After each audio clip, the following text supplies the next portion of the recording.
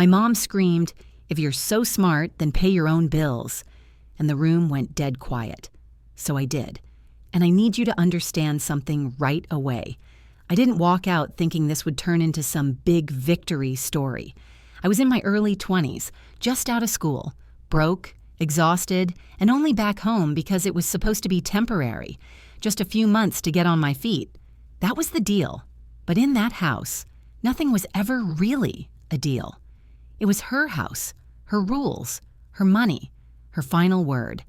Every meal, every light left on, every minute I stayed past dinner somehow became proof that I owed her something.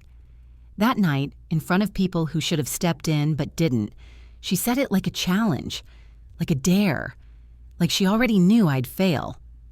I remember thinking she wanted to scare me, to teach me a lesson, maybe knock some sense into me. What I didn't see yet was that this wasn't about bills or responsibility at all. It was about control and what happens when you threaten to take it away. I had no idea that one sentence would push me into the worst year of my life. And somehow, the best one too. If you want to hear how that sentence changed everything, make sure you subscribe and stay with me.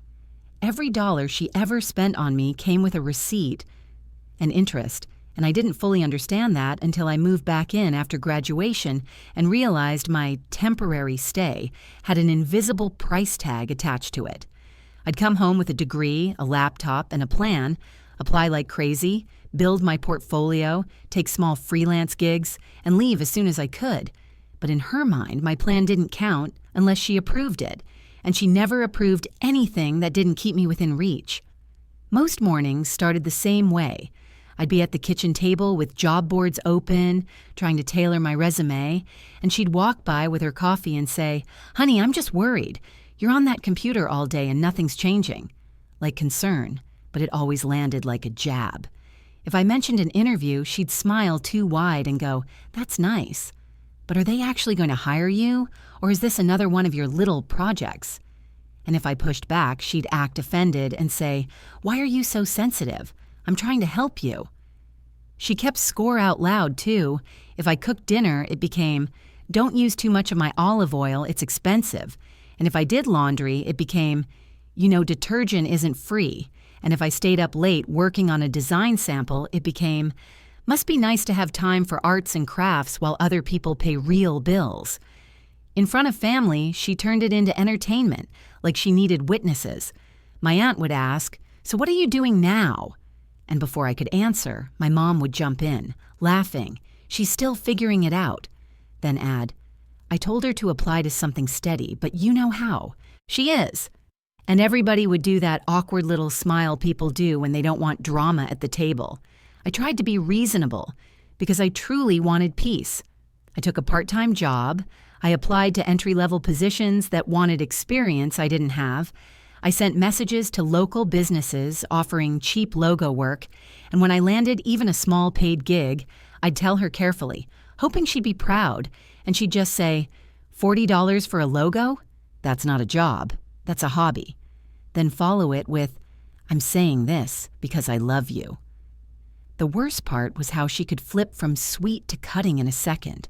One moment she'd call me baby and ask if I'd eaten, and the next she'd remind me, "You're here because you need me," as if my entire life was proof of her authority, and I started to feel like I wasn't living at home. I was living under a running tab I could never fully pay off. That dinner happened on a regular weeknight when my aunt and uncle came over, the kind of family night my mom loved because she could perform being the supportive parent while quietly putting me in my place.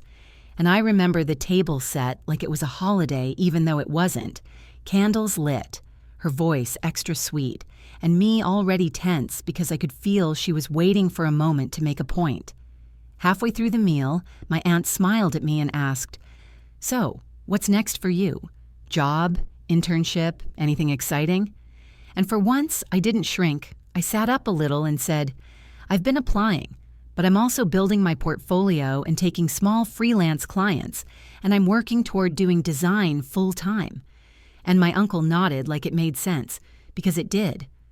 My mom let out this laugh that wasn't warm at all and said, "Full-time? "Oh, honey, you can barely handle basic life." Then turned to my aunt and added, "She thinks she's going to run some kind of business from her laptop." And my cousins went quiet while my dad stared at his plate like it had instructions on it. And I felt that familiar heat rise in my face. But I kept my voice steady and said, "It's not a fantasy. I have examples. I've had clients, and I'm willing to work for it," because I needed at least one sentence in my life to be true out loud. That's when she stopped smiling and looked right at me, like I'd embarrassed her in her own house, and she said, "Oh, so you're smart now, you've got it all figured out?" And I said, "I'm trying to build something, that's all." And she pushed her chair back hard enough that it scraped and everyone froze. And she snapped, "If you're so smart, then pay your own bills." And the silence after that felt heavy because nobody corrected her. Nobody said, "Linda, that's enough." Nobody even cleared their throat. They just sat there pretending they didn't hear a mother threaten her daughter like it was normal dinner. Conversation. She didn't stop there either. She waved her hand toward the hallway like she was already throwing me out and said, "You want to act grown, then be grown, because I'm done funding your little attitude." Then she laughed again and added, "You'll last 2 weeks, tops, and then you'll come crawling back." And my aunt's face tightened like she wanted to speak, but chose comfort over conflict. My brother smirked because it entertained him, and my dad stayed silent like he always did. And that's when I finally understood the rules in that house weren't about helping me succeed. They were about keeping me small. That night, I realized staying would destroy me faster than leaving. I didn't get a grace period. I didn't get a calm week to plan, because by the next morning, my mom acted like the dinner was a legal notice. And when I asked, "Are you serious about me leaving?" she didn't even look up from her phone and said, "I said what I said. If you're grown, go be grown."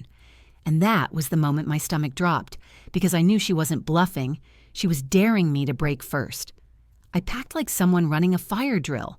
2 trash bags of clothes, my laptop, a shoebox of important papers, and whatever cash I had left.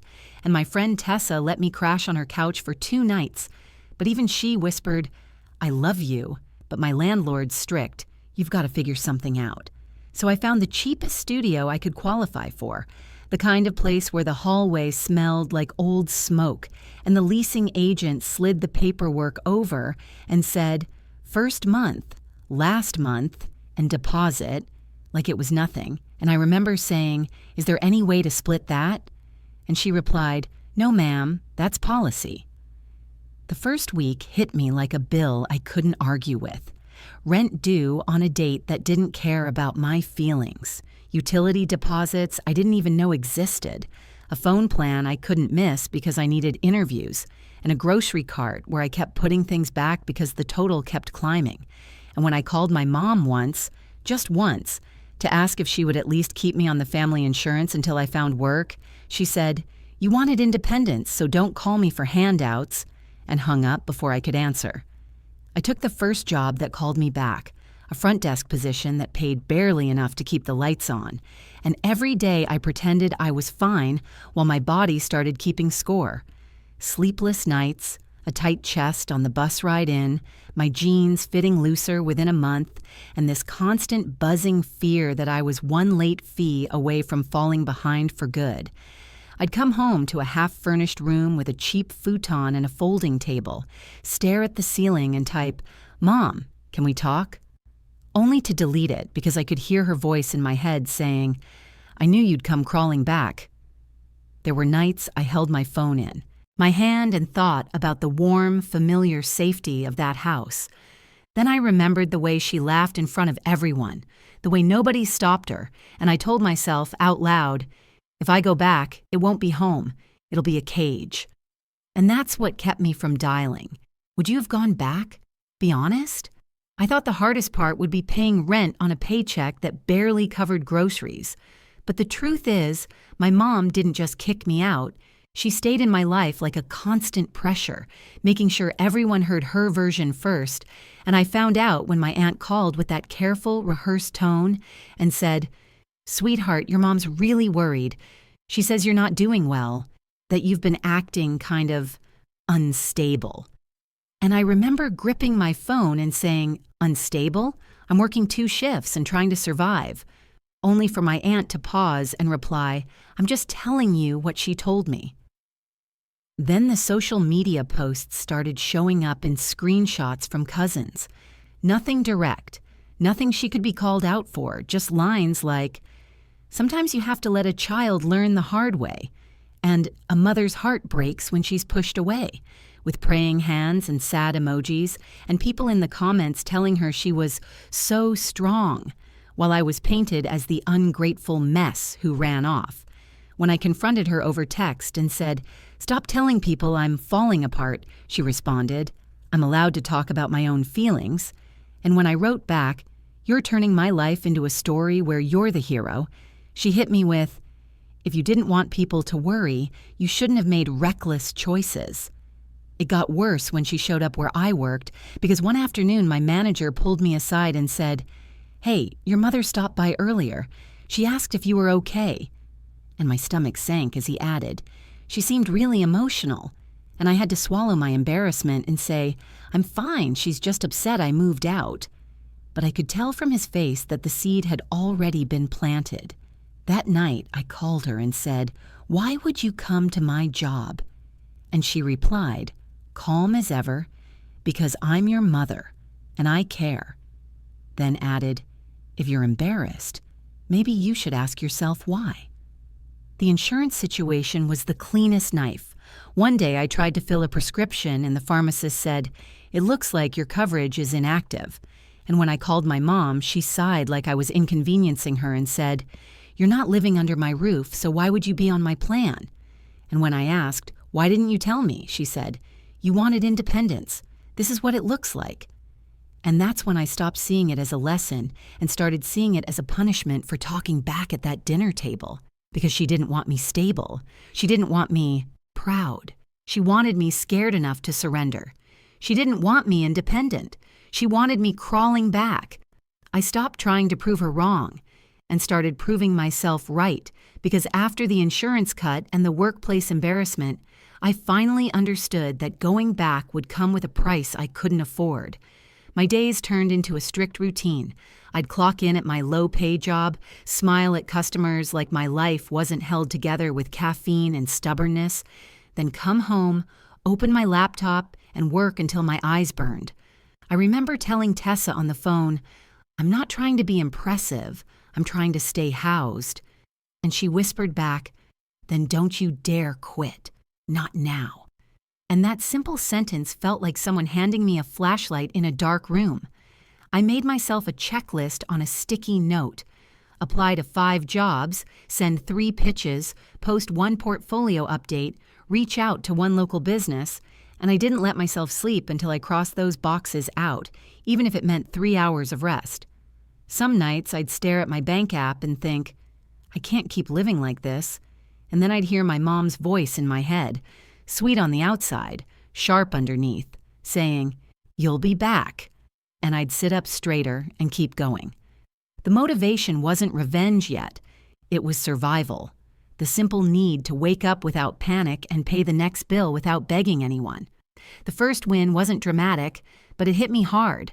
A coworker's cousin needed a flyer for a small event and offered me $50. And when I hesitated, he said, "Look, it doesn't have to be fancy. I just need it to look clean." And I answered, "I can do clean," like I was trying to sound confident even though my hands were shaking. I delivered it the same night, and when he texted, "This is actually really good," I stared at the screen longer than I want to admit, because nobody in my house had ever said that without a follow-up insult. A week later, I got my first real client through a freelance site. Tiny budget, short deadline, and when I asked a simple clarifying question, the client replied, "Thank you for being professional. Most people don't even read." And I felt something in me settle, like maybe I wasn't behind in life. Maybe I was just starting later than I expected. The first good review came right after. Fast, responsive, nailed what I asked for.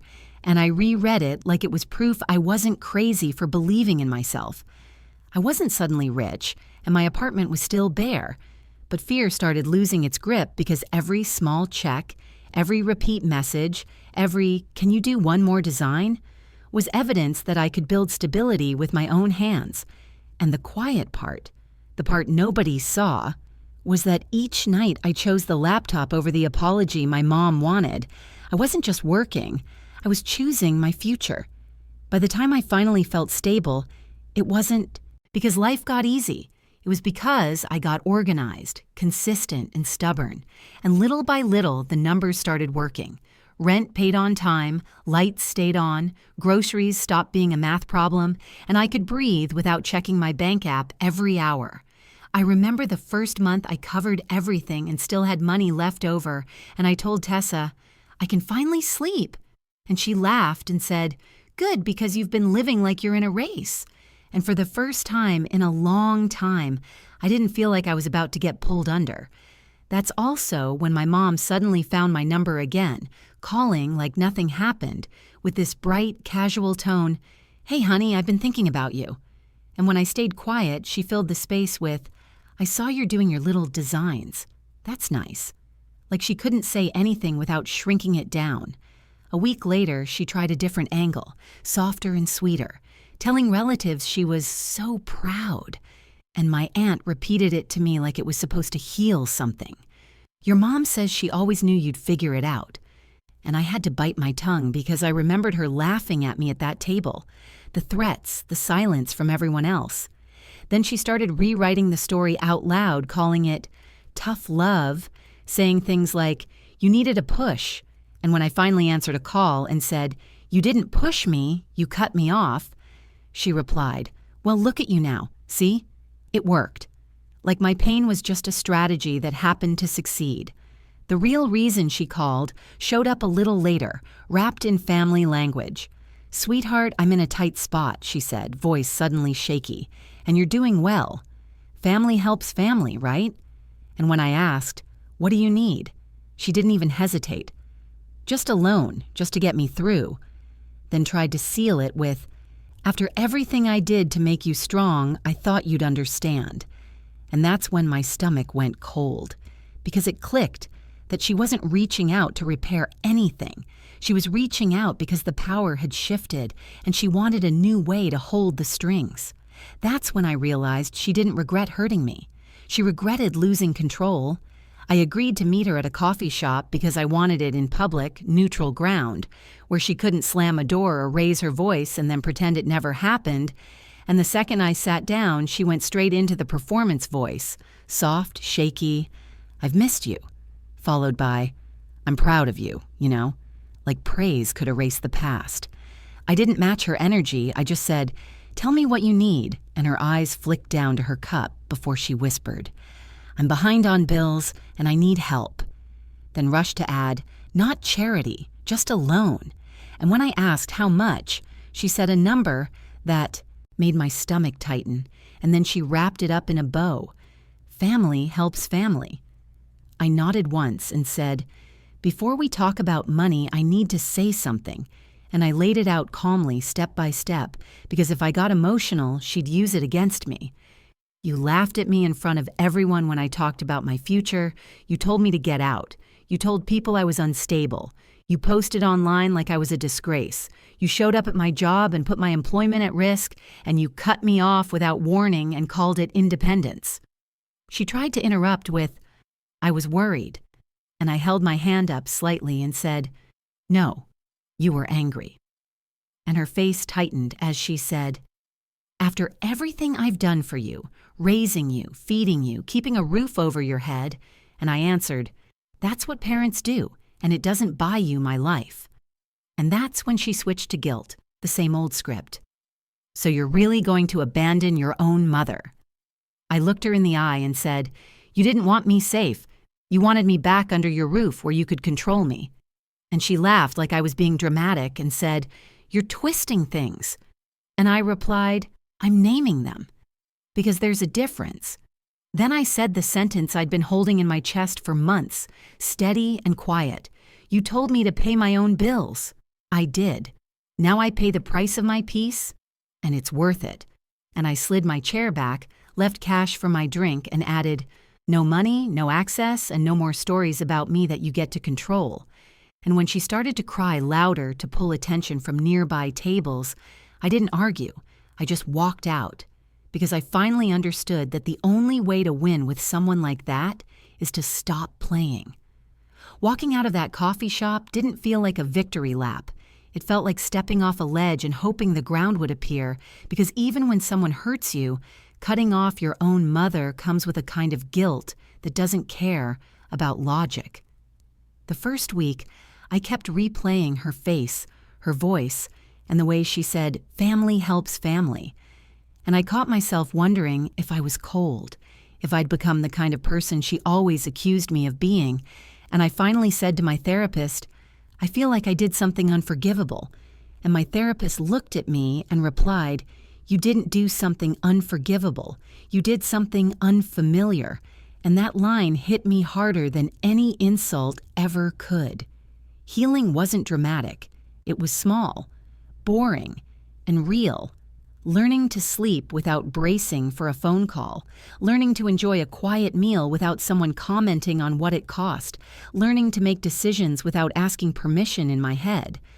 I started noticing how my body reacted to peace, like it didn't trust it at first, and I told a friend, "I'm doing better, but it's weird." And she said, "That's what safety feels like when you've never had it." And I kept that with me. My life now looks nothing like those early months. Bills are paid, my work is steady, my home is mine, and when something goes wrong, I solve it without begging anyone to approve of my choices. And the strangest part is that stability is quiet. It doesn't come with applause, it just comes with breathing room. But I'm not going to pretend it's simple, because it isn't. And if you've lived through this kind of thing, you already know that two things can be true at once. She's still my mother, and she doesn't get to own my life. I don't hate her every day, and I don't think about revenge every day. But I do take my boundaries seriously, because I learned the hard way that love without respect turns into control. And control always comes with a bill. Sometimes family members still test me, saying things like, "You only get one mom," and I answer, "And I only get one life." And that's usually where the conversation ends, because there isn't a comeback that doesn't expose the truth. I wish I could say she apologized, that she admitted what she did, that we had some movie ending. But the closest I ever got was a message that read, "I hope you're happy." And even that felt like a complaint, not accountability. So tell me, was I wrong for walking away? Or was this the only way to survive? If you've ever had a parent who tried to break you instead of build you, subscribe. And if this story hit close to home, leave a comment because you're not alone.